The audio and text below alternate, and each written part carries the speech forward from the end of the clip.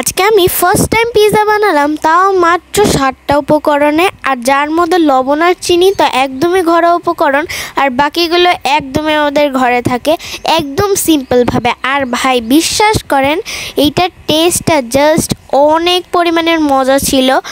আর এত কম উপকরণে যে এত মজা হবে তা আমার ভাবারও বাইরে। আর ফার্স্ট টাইমে যে এতটা পরিমাণে বেটার আমি করতে পারবো তাও আমার ভাবার বাইরে। তো চলেন বেশি কথা না বলে আজকের ভিডিওটা স্টার্ট করি, আর আপনাদের সাথেও শেয়ার করি যাতে আপনারাও প্রথমবার মজার মজার পিৎজা বানাতে পারেন। তো পিৎজা বানানোর জন্য আমাদের ইস্টটা তো একদম কমন জিনিস, সেটা লাগবেই। তো এখানে আমি একটা বাটি নিয়ে নিয়েছি আর তার ভিতর ইস্ট দিয়ে দিচ্ছি। যাই হোক গাইস, বানানোর সময় কিন্তু আমি অনেক পরিমাণে নার্ভাস ছিলাম যে আদৌ আমার হবে কি না। তো আমি এতখানি ইস্ট নিয়েছি সেটা দেখিয়ে দিলাম। তো তারপর এখানে আমি মনে করেছিলাম এটা ভুল হয়েছে, যেমন আমি এখানে ঠান্ডা পানি দিয়েছিলাম। আপনারা চাইলে গরম পানিও দিতে পারেন, বাট আমার ঠান্ডা পানি দিয়েও বেটার হয়েছে। তারপর এইটাকে আমি এখন এর সাথে আমি 15 মিনিটের জন্য এটাকে রেখে দিয়েছিলাম। তারপর আমি এখানে অ্যাড করে দিচ্ছি লবণ, দেন অ্যাড করে দিব চিনি। এটা আমি 15 মিনিটের মতো রেখে দিয়েছিলাম, সেটা দেখাতে ভুলে গেছি।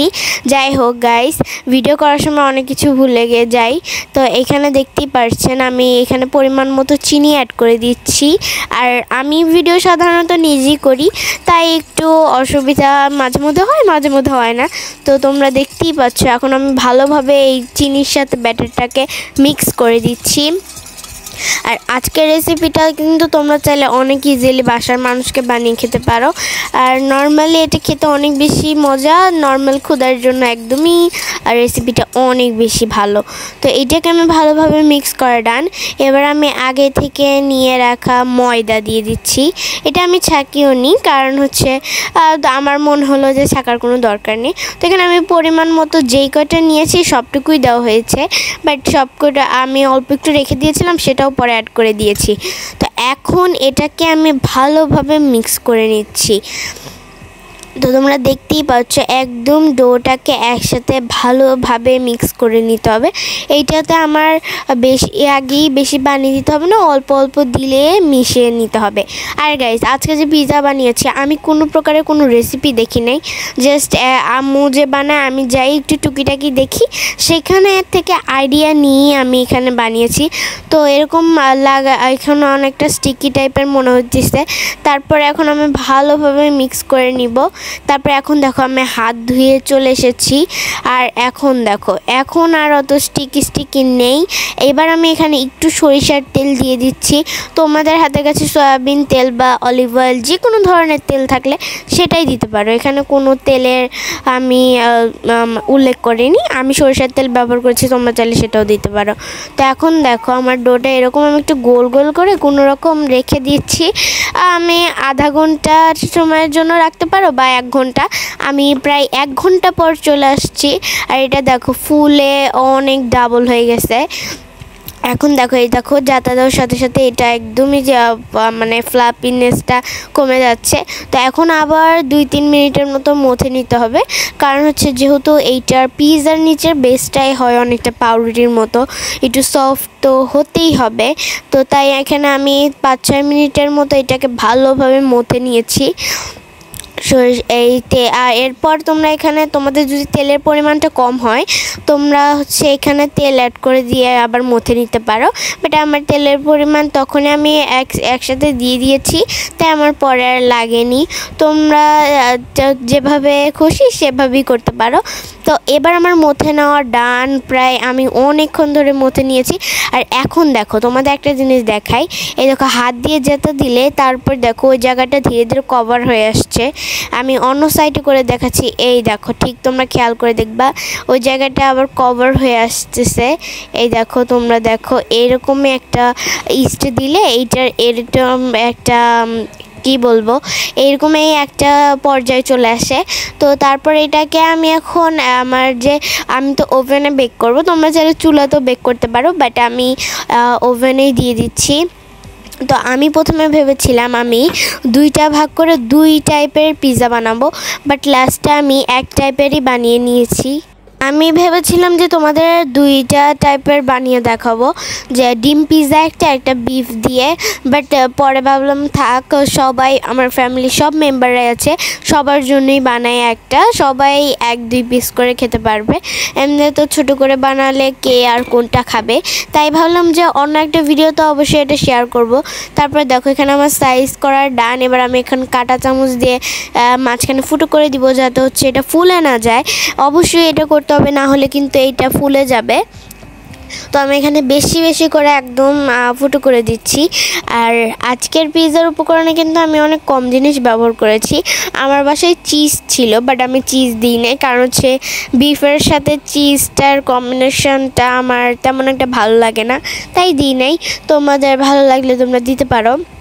তো দেখো আমার ফুল এইটার করা ডান, দেখো তোমরা দেখতেই পাচ্ছ একদমই অনেক সুন্দর দেখা যাচ্ছে। আর ভাই আমি এই জায়গায় অনেক বেশি কনফিউজ ছিলাম যে আদৌ কি আমার পিৎজাটা হবে, বা হচ্ছে আমার তো অনেক ভয় লাগতেছিল যে নাকি পুরোটাই নষ্ট হবে। তো লাস্টে এত পারফেক্ট হবে তা ভাবারও বাইরে।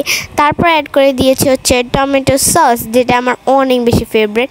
তো এখানে আমি ভরে ভরে টমেটো সস দিয়ে দিচ্ছি। তোমরা মেয়োনিজও দিতে পারো। আর এর আগে যে একটা পিৎজার ভিডিও ছেড়েছি, সেখানে চিজের বদলে একটা মজার, মানে পুরো ওইটা দিলে মনে হবে না চিজ ছাড়া, ওইটা দিলে আরও খেতে চিজের থেকেও আমার থেকে বেশি ভালো লাগে। তো তোমরা যারা যারা সেটা দেখো না, অবশ্যই দেখে আসবা সেই পিৎজার রেসিপিটা। ওইটাও অনেক বেশি, ওইটা তো মারাত্মক লেভেলের মজা হয়েছিল। তো তোমরা অবশ্যই দেখে আসবা, ওইটা অনেক বেশি ক্রিমি ছিল। ওইটা আম্মু বানিয়েছিল, আর এটা আজকে আমি বানাচ্ছি। তো এটুকুই হচ্ছে পার্থক্য। আর ওটা ছিল চিকেন পিৎজা। তোমরা যা যা দেখোনি তারা দেখে আসো। তারপরে আমি যে গরু মাংসটা রান্না করা হয়েছে, সেখানে থেকে একটু পরিমাণে ঝোল নিয়ে নিচ্ছি। এবার এটাতে আমি পুরোটুকু স্প্রেড করে দিচ্ছি। এটা আলাদা একটা ফ্লেভার দিবে, যেহেতু এখানে মশলা সব দেওয়াই আছে, যে এটার ফলে আর একটু মজা লাগবে আর কি। আর তোমাদের সসের একটা, পিৎজা সসের একটা রেসিপি বলেই দিই। তোমরা হচ্ছে টমেটো সসের ভিতরে চিলি ফ্লেক্স দিয়ে দেন একটু চিনি দিয়ে দিবা, তাহলে আর টক ফ্লেভারটা থাকবে না। তো তারপর এটা মিশিয়ে ওইটা পিৎজা সস হিসেবে, ইনস্ট্যান্ট পিৎজা সস, অনেক কম টাইমে। তারপর এখানে দেখো আমি বিফগুলো একদম কেটে নিচ্ছি, মানে কেটে নিয়েছি। তো এখানে অনেকগুলো বিফ নিয়েছি, পরে আরও অ্যাড করেছি। তো তারপর এখন আমি টপিক্সগুলো দিয়ে দিচ্ছি। আমি টপিক্স অনলি ব্যবহার করেছি বিফ, দেন হচ্ছে পেঁয়াজ, আর কিছু দেই নাই, বিকজ হচ্ছে আমি আর কিছু খেতেও তো ভালোবাসি না, আর আজকে আমার হাতে সেরকম উপকরণও ছিল না। তো তারপরে এখানে আমি মাংসের ভিতর আলু ছিল, সেটাও একটু অ্যাড করে দিয়েছি, এটার জন্য মজা লেগেছে। তোমরা চাইলে রান্না করা মাংস থেকে নিয়ে অনেক ইজিলিভাবে এভাবে বানিয়ে ফেলতে পারো। তো আজকে এই জন্যই তোমাদেরকে শেয়ার করা, যে তোমরাও অনেক ইজিলি পদ্ধতিতে বানিয়ে ফেলতে পারবা। তারপর আমি এখানে রিং করে পেঁয়াজগুলো কেটেছিলাম, সেগুলো একটু করে দিয়ে দিচ্ছি। তো এখানে তোমরা টপিক্সে চাইলে কাঁচামরিচও দিতে পারো, ভুট্টাও দিতে পারো, বাট এইগুলো আমার সেরকম খাই না দেখে আমি দেই নাই। তো এখন আমি এক এক করে দিয়ে দিচ্ছি। আর তোমরা যারা এখনও আমার চ্যানেলে সাবস্ক্রাইব করো নাই, তারা অবশ্যই সাবস্ক্রাইব করে দেবা, কারণ হচ্ছে তোমাদের জন্য এত কিছু করা। আর অবশ্যই একটা লাইক করে দাও। আর এখানে তোমরা আমার সম্পর্কে যে কোনো ধরনের কমেন্ট করতে পারো, সেটার অ্যান্সার অবশ্যই আমি দিব, রিপ্লাইও দিব ইনশাল্লাহ। তোমরা বেশি বেশি করে কমেন্ট করো। তো এখানে দেখো আমি সবগুলো বসিয়ে বসিয়ে নিচ্ছি। আর আমার এর আগে অনেক ভিডিও আপলোড হয়েছে, তোমরা যারা যারা আমার চ্যানেলে নতুন তারা সেগুলো দেখে আসতে পারো। তো এখন দেখো আমার পিৎজার অল টপিক্স দেওয়া ডান। এবার এখানে আমি মাইক্রো ওভেনে কনভেকশন মোডে 110 ডিগ্রি সেলসিয়াসে 5 মিনিটের জন্য এটাকে বেক করতে দিব। আমি এখানে স্যামসাং ওভেনে ব্যবহার করছি। আমি এটা অন্যদের মতো বলবো না যে আপনারা এই ডিগ্রি সেলসিয়াসে এটা করবেন, সেটা বলবো না, কারণ হচ্ছে এক একটা ওভেনে এক এক রকমের। তো এক একটা, কোনোটা হচ্ছে 100 ডিগ্রি সেলসিয়াসই হয়ে যায়, কোনোটা সেখানে আবার 120 ডিগ্রি 30 ডিগ্রি এই টাইপের সেলসিয়াস লাগে। তো সেই জন্য আমি কোনোটা বলে দিচ্ছি না, সেটা আপনাদের মাইক্রো ওভেনের আপনার উপর নির্ভর করে। আর আপনারা জাস্ট পিৎজার লুকটা দেখেন ভাই, যেই পরিমাণে আকর্ষণীয় দেখতে হয়েছিল। আর আমি ভরে ভরে টমেটো সস দিয়েছিলাম, তার ফলে আরও বেশি মজা লেগেছে। আর এইটার লুকটা মাশাআল্লাহ অনেক বেশি কিউট ছিল। আর এটা তো খেতে তোমাদের আর কি বলবো, আমার তো অনেক বেশি ভালো লেগেছে এইটার টেস্টটা। এরকম আমার তো মনে হচ্ছে প্রতিদিনই যখনই ক্ষুধা লাগবে আমি তখনই একটা করে বানিয়ে খাবো।